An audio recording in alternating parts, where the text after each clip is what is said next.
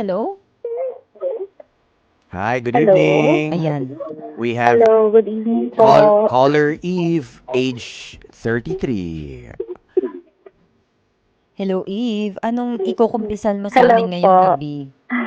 Dahil nandito si Attorney Labuchin. Ah, Charot. Kilig. sorry naman. Wala, naaalala ko lang kasi meron po akong ex-boyfriend. Yun lang po. 3 years din po kami. Nung time na po yun, matagal kami. Lahat ng friends namin, family namin, may alam tungkol sa amin. Yung nakakalungkot lang nung 3 taon na yun, hindi ko alam that he is married po. May asawa. Okay. Married po siya. 3 Hindi taon? ko po yun alam. Opo. Nagtatlong taon kayo? Pumupunta po siya. Opo. Malapit na 4 taon na actually. Tinago niya yun. Nagpunta po siya. Okay. Magaling magtago, Pumupunta ha? po siya sa bahay. Pumupunta din ako sa kanila. Mhm. Yung nangyari kasi yung kanyang legal partner is nasa ibang bansa po. Kaya pala. Opo. OFW ang asawa niya, kaya malakas Opo. loob niya, magano. Yung defense niya naman po kasi, nabuntis po kasi ng ibang tao dun sa ibang bansa. Kaya late niya sinabi. Which is totoo naman po.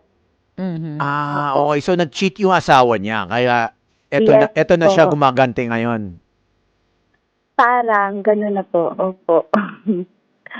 And then, yung nangyari po kasi, yung ganyan, nalaman ko din yung tatapat ng bahay po nila nung ex-wife niya is girlfriend niya po din. Ay! And si girl, Ang dami. Alam mo, may kaibigan din akong naging ganyan. party na, Lala. naging party na po Okay. kami. Party-party na kayo, hindi na third party. Party-party na. Ano ba And then, ito, Anong pangalan niya? Bangus? Bangus ang pangalan nito. Matinik. Matinik! Tapos? Ano pa po, yung malala pa po is nung may celebration birthday niya. I'm under po in food business and I own po restaurant and a theater. So, nung birthday niya, pinaghanda ko po sa aming bahay at nag-prepare po talaga yung buffet and then may parties po talaga. And pinaka-worst po, pumasok si girl sa bahay. Nakikain din. sabi ng ate girl mo, "Hi, mommy." Wawa. Wawa. Bata pa yung girlfriend? Mas matanda po kasi ako sa kanila. I'm already 33. And then, that time, I was 30 ata. And then, nung time na yun, 27 si Guy that time. Or Bata. 28. Matagal na din po. Okay. And after po nung nangyari na yon, so alam ko na lahat na. No, huli na, may nagsabi sa akin, family din ni Boy, actually. And then halata ko din po si girl kasi nakita ko pa yung WhatsApp, may nag-pop up na picture. Tapos sabi ko sa ex ko, ano yun? Sino yun? Sabi niya, hindi, ad lang yun. Wawa. Ads. Mga boys, mga Magaling tayo dyan, mga boys. Ad daw, ad. Yung mga Si ate girl mo, alala ko nung birthday, pumasok na sa kwarto namin. Sabi ko, girl, dito ka muna. Mainit kasi sa labas, maraming bisita. Dito ka, magpa-aircon ka. Ala At ka, hanapin ka niya. pinapasok mo pa. Grabe, Ikaw iba ka pa talaga. nagpapasok ka. Iba. Tapos, ano Tapos ba, si nag-threesome ate pa girl, kayo, sabi ha? na, "Uy, hindi po." Ay, hindi ba? Kala ko yun yung Alam mo kumpisal po, mo. Ano ba yan? Ito po, hindi, tala po.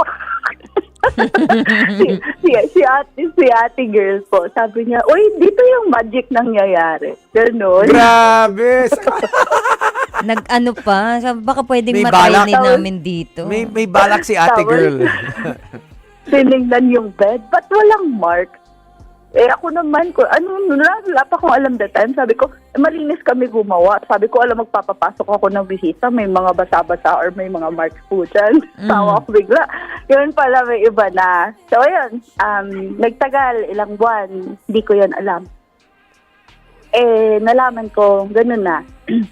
Nung nalaman ko na ganun na pala yung sitwasyon, natanggap ko pa sana if legally, yung legal, kasi Oo. may issue na ganun. Ano yun pwede yun maayos, usapan na ganitong setup, ganyan. Pero may isa pa kasi.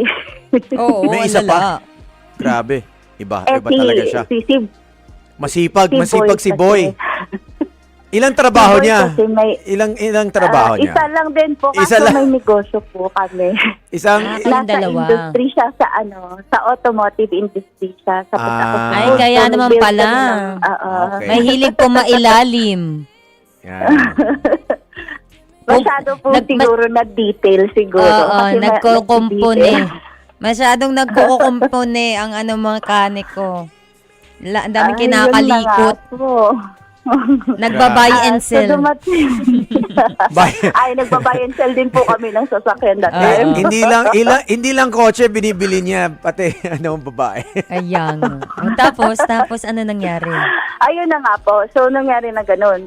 Nalaman ko na. So, siya, iniwalayan ko. Hindi niya matanggap. Kasi syempre, matagal na kami, may mga negosyo, maayos naman din yung pamilya. Kumbaga, we're a perfect couple para sa mga friends and family and sa mga ka-business din namin. Oh.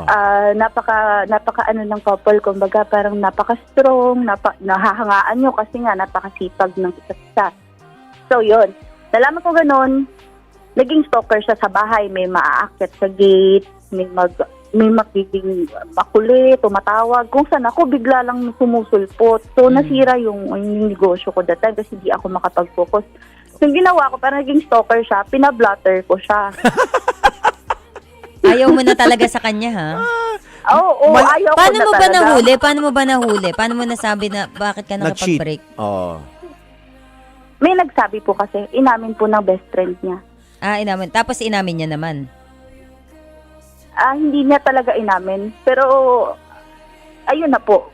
Kung maraming isyong gano'n, nakakapagod na po. Ayoko nang maging complicated yung life ko. Opo. So And then, sige, eto na po. Ano yung blatter o pagka-blatter? Matagal nag-blatter na. So, may 1 to 2 weeks na atanggap. Tapos, sige, makulit pa rin siya. Sige, akyat. Tayong mga babae, may mga moments tayong in-hit po tayo. Ay, alam ko yan. Hindi ko alam yung moments na in-hit kasi parang anytime naman in-hit naman yung babae. So, ano nangyari? Kumatok sa bintana. Sabi niya, may kausap ako. Sabi niya, ayan, madaling araw po yun, mga around 4 or 5. 5 a.m.? Binuksan yung bintana. Opo, 5 a.m. Naakyat po siya doon sa gate. Tapos pinipilit buksan yung bintana. So, binuksan ko yung bintana. Sabi ko, ano bang kailangan mo? Sabi niya, usap na tayo, mabuti ka. Buti hindi mo tinanong, ano pong kailangan yun, tapos hindi niya sinabi, may yelo po kayo? Gusto mo pa ba, Kadyot? Sa bintana talaga Hindi na. Ako wala akong gana pag 5 a.m. Nako, tulog ko Gusto na mo yan. pa ba, Kadyot? Baka bibili ng pandesal. O tapos, pinapasok mo, Ayun, doon mo na sabi sa ko, bintana hindi. pinadaan. Hindi po. Pinapasok Sabi mo ko, sa ano bahay. bang kailangan mo? Ba't ang kulit-kulit mo? Nasisira na yung diskarte ko sa buhay. So, ganun. Sabi niya, mabuti pa, iba kinakalantari mo sa tawag, tawa ka pa ng tawa. Kasi ako may kinakausap talaga ako sa tawag, tapos tawa na ako ng tawa that time. Medyo may kinakausap na din po. May bago ka na. So, yun. Hindi pa po. Naniligaw lang. Ini-entertain ko po kasi. Okay. Okay. Bilis, no? Tapos yun po, pinapasok ko na lang po sa pinto. Tapos, Pinapasok ko po siya sa pinto, kinausap ko. tapos, Nainis po ako. Sabi Oh. ko, halika nga dito, pasok ka na lang. Ano ba yung gusto mo? Sabi niya, bigyan daw ng isang chance. So, pinapasok ko po sa kwarto. yan, isang chance sa kwarto. Hindi naman pinto yung binukas mo, yung kifi mo. Enjoy ka. One more Gusto mo ba ba kita? chance. Yan na ba Tapos naman yun po, si yun po. Hello Gusto mo Kifi. hawakan? Hello Kifi yung binuksan, Pero hindi yung sad pintuan. Sad naman po siya kasi di naman na ipasok yung lock doon. Bakit? Anong nangyari? Sabi niya maaga pa, hindi pa ginawa ko bukas po ang tindahan. Puyat siya, puyat. Hindi ko po pinapasok yung tea, pero sabi ko sa kanya, "Lika nga dito, kainin mo nga to." Ay! Ayun! Hello, Kipi! Ang Hello, Kipi. Ano, paborito ko talaga kimchi. Tuwan-tuwa ang Sanrio. Pechay. Ano ba Tapos yan? yun lang, Kakao nyo. nakikain lang siya. Yun Ano lang. ba yan? Ang Pinaabot kakao ko nyo. po yung malapit ng 1 oras po kasi sabi ko, mapaparami tayo. Grabe, 1 oras? Isang oras siya nagbo-buffet. Malapit po 1 oras. Tapos sinusubsub ko yung mukha niya. Sabi ko, Grabe naman to talagang Kakao na, nyo. alam talagang naniniwala kong hindi mo na talaga siya mahal. Wow, wow. sa utak-utak ko po Wow. kasi yun. Oh, sige, Ayun yung gusto mo gusto ng ko, chance ito ha? yung Ayan. bibigay ko. Siguro sinasabunot-sabunutan mo pa yan ah. Opo. Ala- Sabi ko, ala- sige, lumaman ka. Yan yung gusto mo, diba? Ay, Sige, tas mahilig ka sa ganyan. tas iniipit Ito, pa ng gusto legs mo, no? Parang pasasakalin mo na. Buti hindi mo napatay. Hindi naman po. Namula po siya talaga, tapos tumayo siya. Nag-e-expect po siya na.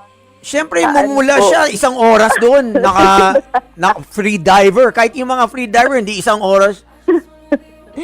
Tapos, Na ano din po kasi, gusto niya na siguro gawin yung ano.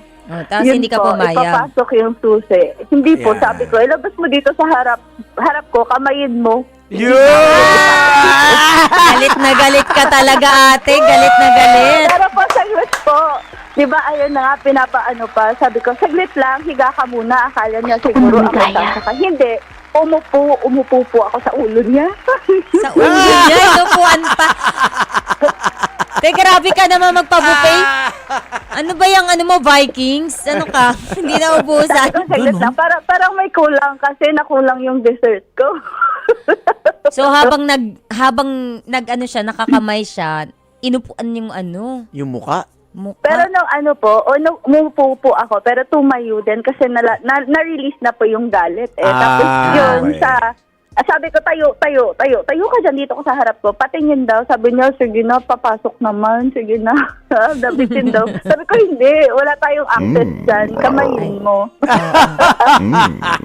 Biometrics lang. Ang ganda. Binigay mo siya Ayun ng po, facial. tapos, Putok dyan. hanggang face na lang muna, hanggang head na lang yun. Ang galing mo. wala na pong susi. Buti naman at napagbigyan mo siya at ginawa mo siyang arenola. Yun, ganti na din Pero hindi po kayo kasi, diba, hindi kayo nagbalikan. siyempre. Hindi kayo nagbalikan noon. Hindi po. Hindi kami nagbalikan, pero hanggang ngayon po, nagchat-chat po yun. Pasend naman yun. Ay, yung feeling. Sigurado ako pagbibigyan mo yan hanggat wala ka pang jowa, pagbibigyan mo yan. Dapat yung mga girls na matagal na po. Ilang listening. taon na po let's say 3 taon na nakalipas Ito- yung time na yun. Hanggang ngayon, di kami nagkikita pa. Pero gusto niya talaga makita ulit yung mga bagay na dapat private. dapat may ano ka, may Namimiss niya yun. dapat may playbook ka sa mga ibang babae. Ang galing mo. Oy, ang grabe ang confession mo. Anong pangalan niya? Si ano? Si ano to, si Si Eve. Ayan, Miss Ate Eve. Eve. Maraming salamat sa iyong Thank confession. you. Talagang, alam mo yung uuwi na kami, binuhay mo pa kami. Tapos, parang magagaya ko pa tumamaya. Oh, Miss Eve, pag may bago ka na ha, tumawag ka ulit ha. Lowbat pa naman ang mga laruan namin. Actually, marami po. Ay, tawag ka ulit Baka Monday. ulit tayo. Friday. Tomorrow. Grabe naman si Eve. Okay lang yan, wala ka namang boyfriend eh. Kwentuhan sa sunod po. Opo. Mga kapatid, patuloy po kayong tumutok sa 105.9 True FM para sa totoong balita, impormasyon, music and entertainment. At mag-subscribe sa aming YouTube channel at podcast at sundan nyo kami sa Facebook, Instagram, X at TikTok sa True Network PH. Bisitahin ang aming website sa truefm.ph. Kami po ang 105.9 True FM. Laging true sa'yo, kapatid.